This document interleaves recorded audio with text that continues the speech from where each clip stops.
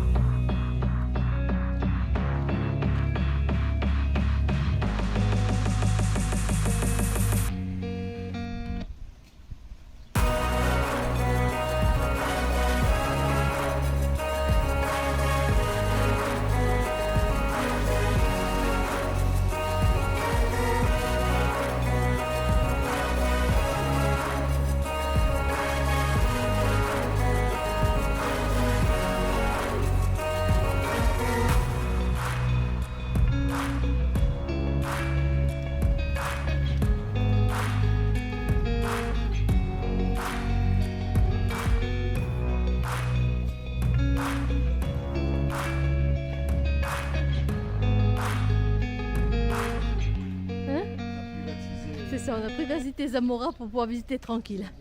Avec une petite pluie rafraîchissante. Pour commencer, direction la cathédrale.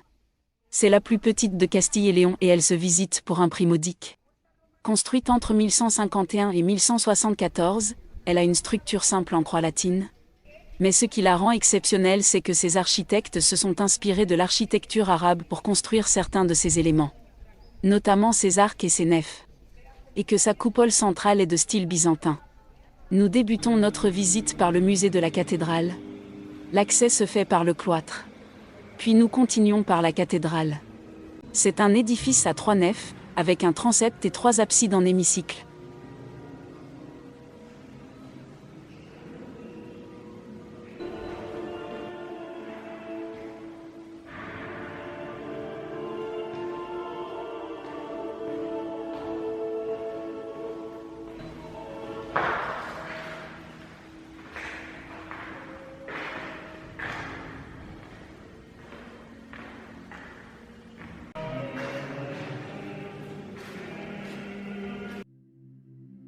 Nous poursuivons par le château de Zamora. C'était une forteresse du Moyen Âge, située au nord-ouest de la cathédrale. Déclaré bien d'intérêt culturel depuis 1931, il a rouvert ses portes en 2009 après 4 années de rénovation et un réaménagement total de la forteresse et de ses structures défensives, mais aussi des jardins alentours.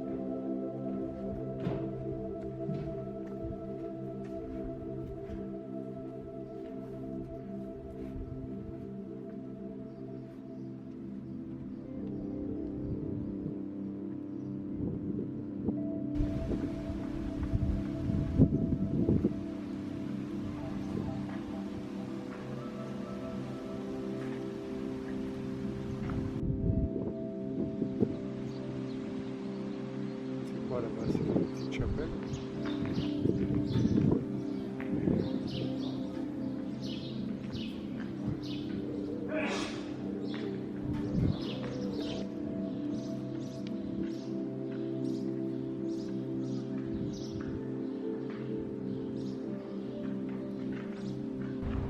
Nous finissons cette visite par une promenade le long du Douro à l'extérieur des remparts, et la découverte des moulins servant à faire l'huile d'olive. La visite gratuite est très intéressante. Avant de regagner l'aire de camping-car pour préparer la suite de notre périple, il nous faudra patienter sous le porche d'une église le temps que l'orage passe.